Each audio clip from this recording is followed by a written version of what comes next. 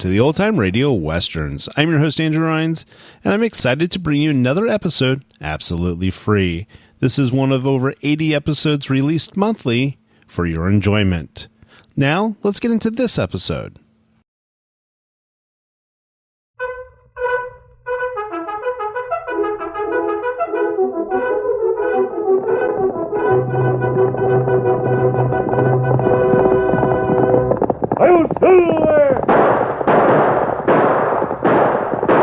A fiery horse with the speed of light, a cloud of dust, and a hearty Hi-Yo Silver, the Lone Ranger.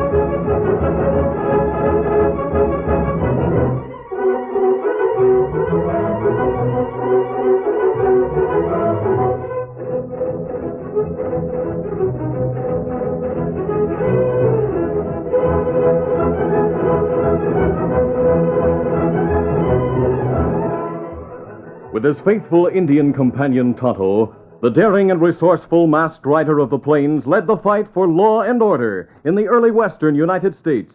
Nowhere in the pages of history can one find a greater champion of justice. Return with us now to those thrilling days of yesteryear. From out of the past come the thundering hoofbeats of the great horse Silver. The Lone Ranger rides again. Come on, Silver! Let's go, big fellow! Hi-Yo Silver! Hooray!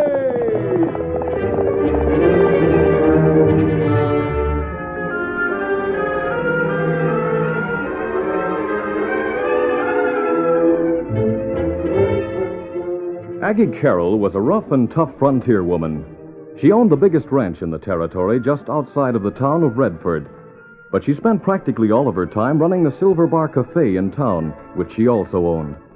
Everyone respected Aggie as a fair dealer, and they also respected the two guns that sagged in the gun belt around her hips.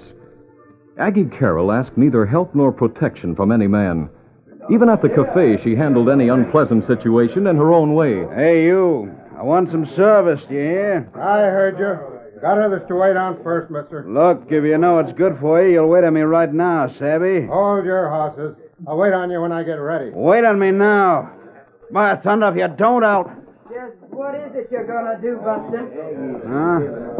Who you? I happen to own this place, and no bronco buster like you is gonna come in here and act tough. Savvy? That's killing him, Aggie. Give him the gig. Go get your knitting and sit down. No ornery female's gonna talk me down. Ornery female, huh? I'll have you know I'm a lady, so this'll teach you some manners. Man alive, what a shock. Yeah, he still has a surprised look on his face. All right. Now, a couple of you boys drag that bragging coyote out of here. Sure, we'll take him out. He'll wake up in the gutter. Hank, Dave, come into my office. Take his feet. I got something I want to talk over with you. All right, Aggie. We'll be right in. Come on right now. You don't want to keep a lady waiting, do you? Yeah, we sure don't, Aggie. Leastwise, not you, anyhow. Let's go, Dave. Come on.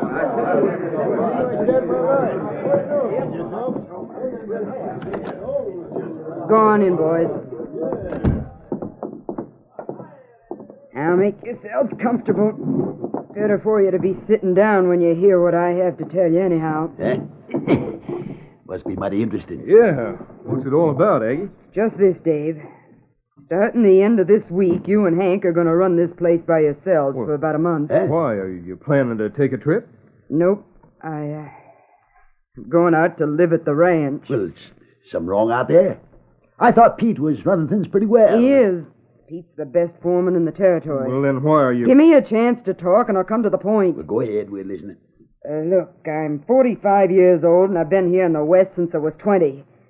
Folks don't know much about the past, and one thing they don't know is I'm a widow. Honest? Well, I didn't think you'd ever been married. Thought no hombre'd ever hook up with me, huh? Oh, no. Well, let me tell you. My husband, William Carroll, was as fine an hombre as you could ever meet up with. Quiet, gentlemanlike, but underneath he was tough as nails. Yeah. We married in St. Louis and then came out here. He set up the ranch and built this cafe. They both prospered. Yeah. 3 years after we got here, he was killed in a holdup. Gosh. That's sure something. I was well brought up, but losing Bill made me bitter, and I vowed to stay here and lick this country by being just as tough as the next one. Yeah. Yeah, you sure did all right, Aggie. Thanks. Now, here's the news I brought you into here. I had a son, little Bill. You had a son? Yep. When he was 5, I sent him back to St. Louis to live with my husband's people. I was determined my boy wasn't going to grow up in this tough country and maybe wind up like his dad did, 6 feet under. Yeah. I wanted him to be a real gentleman, to grow up and study law. What happened to your son, Bill? Grew up like I wanted him to, Dave. Now he's 22, just finished his schooling, and before he starts reading law, he decided to come out here and visit his ma, meaning me. Well, what do you know? I've kept him well supplied with money, and he thinks I'm quite a lady. Gentle, educated, and all that. He's sure in for a letdown. Shut up, you bow-legged maverick. I'm sorry, Aggie. I got to admit, though, I got a shock when I heard he was coming. Yeah. Regardless of me writing that he shouldn't. Going to stay a month, you say? Yep.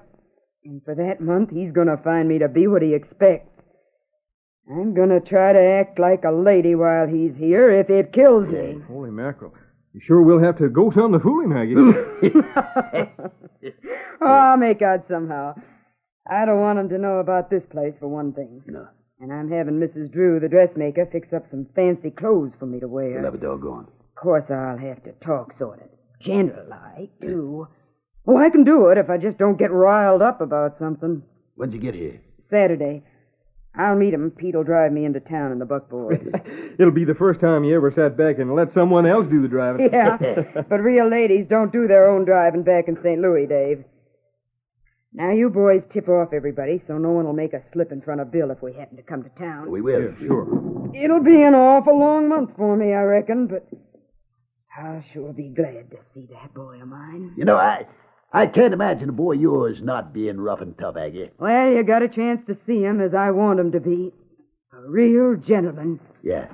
Now get out front and run things. I'm going to the dressmaker.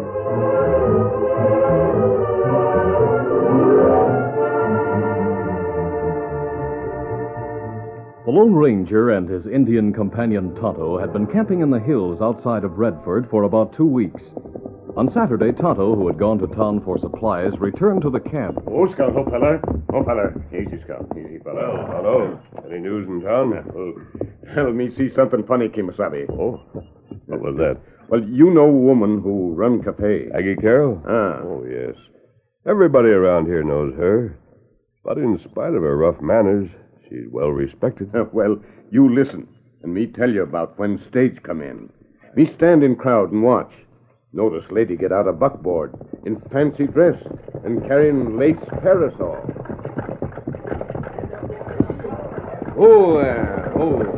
Stage just got in, Pete. Oh, on these high-button shoes.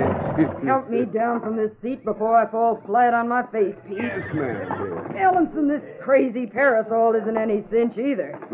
All right. I can manage now. Come on. Look, Pete. That must be him. Just got out of the coach. Yeah. now on, I gotta really watch my step. Oh, here comes your mother now, Mr. Cal. William, it's so good to see you. Hello, Mother. Oh, golly. You're just like I thought you'd be. Sort of sweet and pretty and, well, helpless. Pete Jonery. William, this is Pete, my ranch foreman. Pete, this is my son. Howdy. Glad to meet you, Pete. I'm certainly glad Mother has someone like you around to look after things for her. If you ask me, I'd say she don't need... You're the man from the cafe, aren't you? Right. It was nice of you to meet the stage. Don't let us keep you from your work any longer. Well, I was... Oh, yeah. Be seeing you again, Mr. Cal. Adios, dear. Now, William, you come with me to the buckboard. Pete'll look after you, lucky. Yes, ma'am. I'm looking forward to a wonderful month having you with me at the ranch. Shall we go?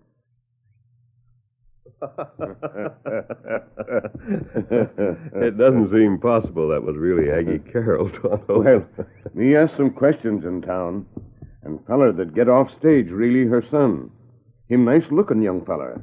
Her want him think her lady and live at ranch all time. It'll take a lot of acting on Aggie's part. She may be making a mistake by not being natural. That's right. Sooner or later, Aggie's going to revert to type. Then son get heaps surprised. It'll be interesting to find out what his reaction will be when it happens, Tonto.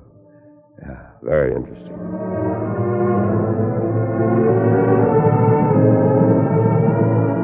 That same afternoon, the man whom Aggie had put out of the cafe a few days before reined to a stop in front of a cabin hidden in the hills. Oh there, boy. Easy.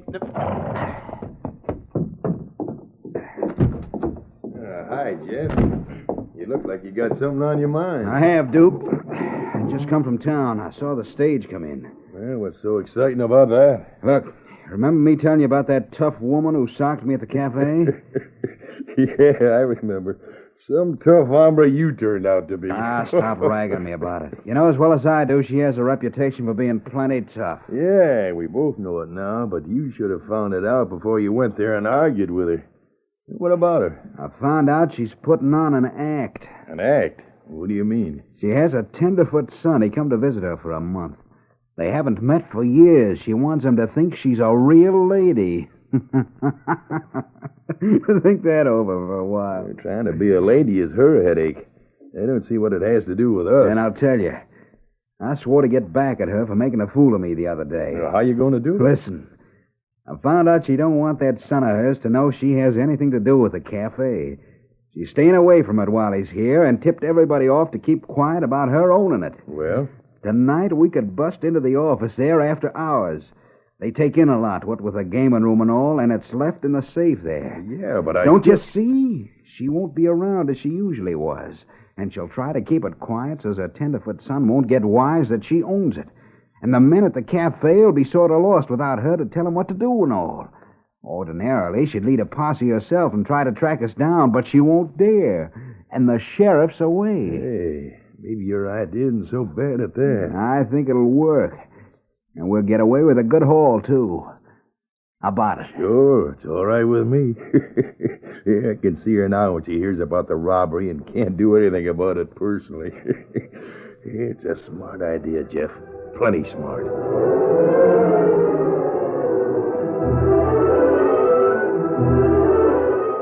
Late that night, after closing the cafe, Hank and Dave were in the room they shared together upstairs in the building. They were preparing for bed when they were startled by a muffled explosion. Hey, did you hear that? Yeah. Sounded like it came from the office downstairs. Come on. Yep. Have your gun handy. Look. Hey. Someone blew the safe, Hank. It's cleaned out. Holy smoke. Aggie'll have a fit. Hey, say, there they are out back. Come on. They got away. Now what do we do, Hank? Hey, what happened? Who are you shooting at? Well, a couple of outlaws stole the cash from the safe. Come on, get your horses, everybody. We'll try to trail them before they get too far away. We got moonlight to help us. Hurry it up.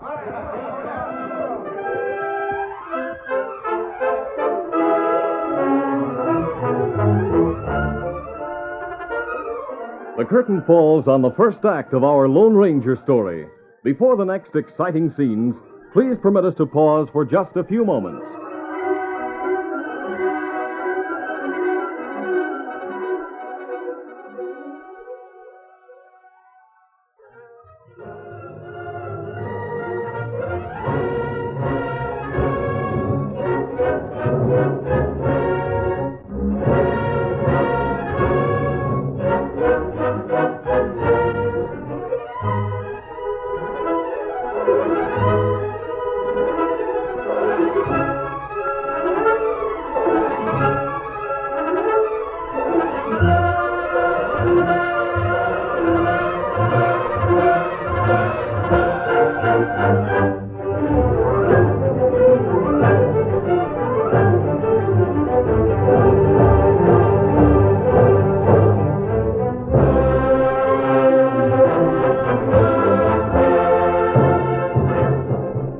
To continue our story. At their camp, the Lone Ranger and Tonto were rolled in their blankets asleep. A short time before, Tonto had been awakened by the sound of fast hoofbeats passing on the trail a short distance away. He sat up and watched as two horsemen faded into the distance. Half an hour later, he sat up again, listening. Then he reached out and touched the Lone Ranger. Kimasabe. Kimasabe. What is it, Tonto? Me hear hoofbeats. Many horses coming. While ago, me see two men ride fast along trail. Maybe a posse coming. I don't hear them yet. You listen close. Oh, yes. Now I hear them. Let's saddle the horses just in case. Yeah. Easy, Silver. If there's a posse, they'll be looking things over carefully. They might notice our camp. Steady, big fella. Easy now. There. Scout be ready as soon as me tighten cinch. Them. I see them now, Tonto. I think it is a posse. Look, them coming into camp. What we do? Hey, there they are, man. Let's mount and leave, Tonto, quick. No time for explanations right now. Easy, big fella. Easy, Scout, easy. Come on, Silver. Get him up, Scout.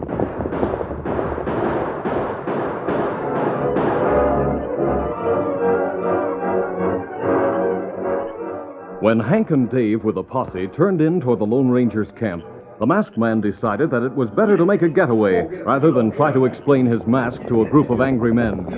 The posse started in pursuit, but after a few miles, Hank called a halt. Hold there. That is no use, men. They're giving us a slip. Yeah, but they were the outlaws, all right. That hombre on the white stallion was wearing a mask. The moon was bright enough for me to see it. Now what, Hank? Are we just going to give up? If Aggie was with us, she'd know what to do. Well, the only thing I know of is for me to go to the ranch and tell Aggie what happened. Yeah, all right, then. I think you better do that. Let's go back to town. Then you can go out and talk to Aggie. It'll be morning by that time. Well, let's get going, men. Get up there.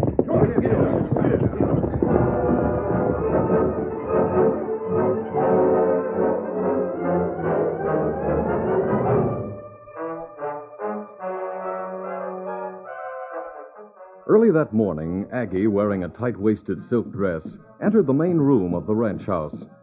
She went to the door of Bill's room and knocked. William? William? Yes, Mother? Breakfast is ready. I'm waiting for you. I'll be there in a minute. All right. Who can that be? Sounded like Hank, but I told him to stay away. Aggie, I had to come Shut to up, tell you you. crazy galoot. I'll come on the porch. Yeah. Now, what's the idea you're coming out here when I told you not to? Listen, Aggie. Two outlaws robbed the office safe. What? Got away with nigh on to $8,000. Why, the dirty, low-down coyotes. Did you get a posse? Sure. We trailed them to their camp in the hills, but they saw us coming and got away. One was masked and rode a big white stallion. The other was an Indian. You mean you actually caught up with them and let them give you the slip? Yeah, but... By thunder, you men act like a bunch of ornery tenderfeet. But, Aggie... Don't but Aggie me. I'd have kept after until I got him, and you know it. Well, I know, but... Of all the gall-darndest feather-headed... Something wrong, Mother? Thought I heard some rough talking in here. Oh, William, you remember Hank, don't you? Yes, you said he runs a cafe. But why has he come here? Oh, well, you see, William, the cafe safe was robbed last night, and Hank came to, to get some of my ranch hands to ride in a posse. Yeah, that's right. I've never seen a posse in action. Maybe I could go along with them, Mother. Oh, no, William. You have to be used to hard riding and know how to handle a gun. Outlaws out here are usually desperate men. Yes, that's right. You see, if I have your permission, ma'am, I'll go to the bunkhouse now and get some of your men. Yes, of course. Thanks a lot, ma'am. Come inside, William. We'll have breakfast, then I suggest you get a gentle horse from the corral and ride over the ranch. I'll take my morning nap while you're gone. Oh, all right, Mother. You say so. Shall we go in now?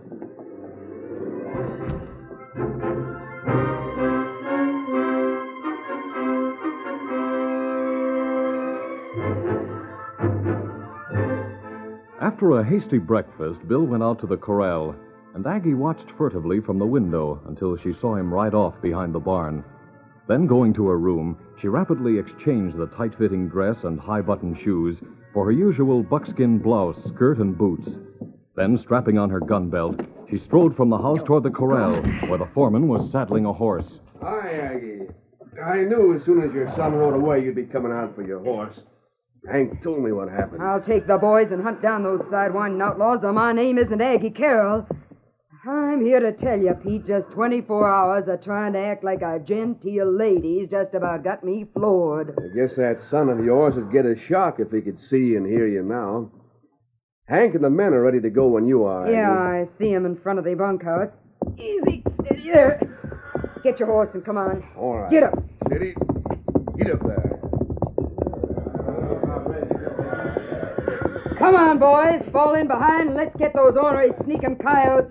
Get up there.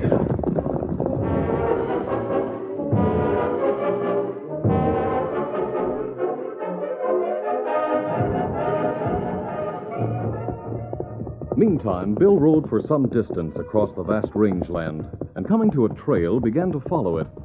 As he rounded a bend, he came face to face with the two outlaws, Jeff and Duke.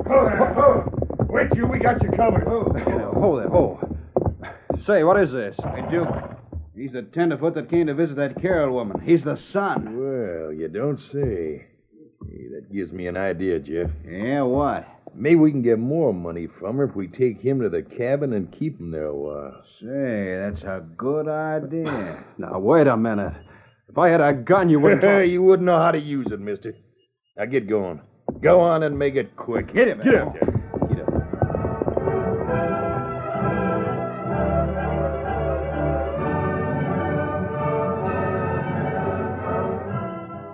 That morning, the Lone Ranger and Tonto had circled back to the trail near their camp. There, they picked up the tracks of the two men who had ridden past just before the posse had arrived. The two riders who passed the camp earlier must have been the ones the posse was after, Tonto. Ah, and that trail plenty clear. But posse not come this far and turn off and chase us. Yes. Oh, wait, Tonto. Those are Oh, Scout, oh, fella. Oh, why we stopped, Kimasabi? Look, off to the left. Down in that hollow. Ah, we see it now. At old prospector's cabin. Tracks leave trail here. Look like them go down that way. Right. That's where they must be hiding out. We'll leave the horses over there in the arroyo, and we'll approach the cabin on foot. All right, let's go. Come on, Silver. Get 'em up, Scout.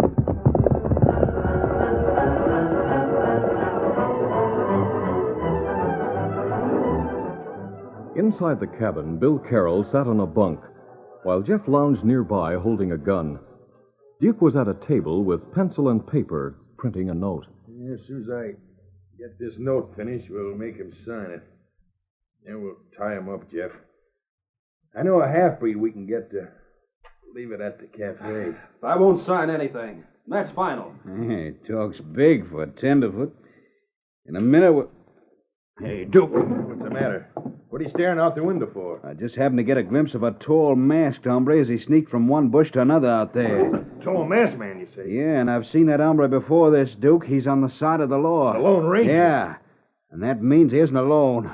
Get over near the door, Duke. I'll aim right into those bushes and let him have it. In their concern over the presence of the masked man outside, Jeff and Duke momentarily forgot about Bill Carroll. Duke walked toward the door as Jeff, with his back to Bill, raised his gun to shoot through the window. Suddenly, Bill sprang into action. Let you shoot. Hey, why you crazy tenderfoot? I'll take that gun. Do plug this cal before he gets my gun. I'll plug him all right. This'll fix you, you dirty crook. No. Kimasabi, that young feller come to visit Cal woman. You shoot through window just in time. Yes, Tonto. I understood you were a tenderfoot, Carol, but What on the... about both of you? If you don't, Hey, there's your son. Hold everything, Mom. The masked man and the Indian are friends. These other two are the crooks. William, You can't put on your act in those clothes and with those guns in your hands, Mom. You mean you caught on, Bill? Well, not immediately, but it didn't take long. I'm mighty sorry, son, but you see, this is the way I am, and I guess I just can't change. Well, I was expecting you to be the way you tried to be, but I was hoping that you'd really be real and natural. I can drop that mother stuff now and call you Mom like I want to. And, please don't ever call me William again. Well, what do you know? Bill isn't a tenderfoot either. He jumped one of these crooks and overpowered him just as I got here. You mean Bill did that? You see, I don't want to read law, Mom. I want to be a rancher. I want to stay here. I've had lessons in boxing, shooting, riding. I was trying to be what you expect. Well, what do you know? Take after your dad. Gonna be one of them quiet kind that's tough as nails. And I'm sure glad. You can sell the cafe. You can let Hank and Dave continue to run it. So you knew about that, too, huh? I heard you talking to the foreman this morning. Let's be ourselves, shall we, Mom? Bill, those are the sweetest words I've heard since you came here. Looks like I win my point after all. Meaning that you're pleased with the more you came to stay with. Bill, you and the men can handle these crooks. Come on, Tonto. Adios. Bye, mister. And thanks. Say, those are the ones we was chasing last night. Yeah, and they turn out to be friends. Who are they, Bill, you know? One of these crooks said that the masked man's on the side of the law. He's known as the Lone Ranger. Well, what do you know? Great day. I'm sure glad he didn't catch Aggie Carroll in high button shoes and a tight silk dress and carrying a lace parasol. He's the type of hombre who likes people as they really are. Yep, I'd have to go a long way to fool the Lone Ranger.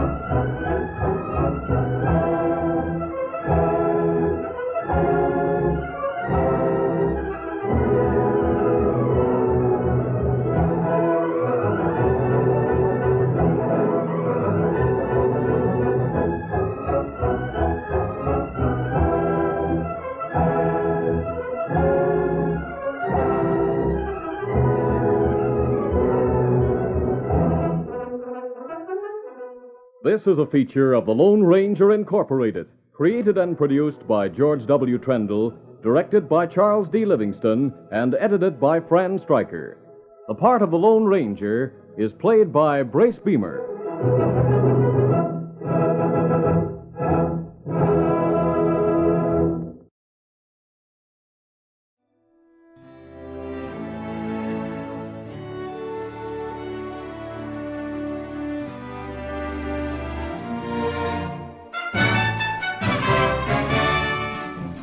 This has been a presentation of OTRWesterns.com, and we hope you enjoyed. Please take some time to like and rate our shows in your favorite podcast application. Follow us on Facebook by going to OTRWesterns.com/Facebook. Subscribe to our YouTube channel by going to otrwesterns.com/YouTube and send us an email, podcast@otrwesterns.com. You can call and leave us a voicemail, 707-986-8739. This episode is copyright under the Attribution Non-Commercial Share Alike Copyright. For more information, go to otrwesterns.com/copyright. Have a great day, and thanks for listening.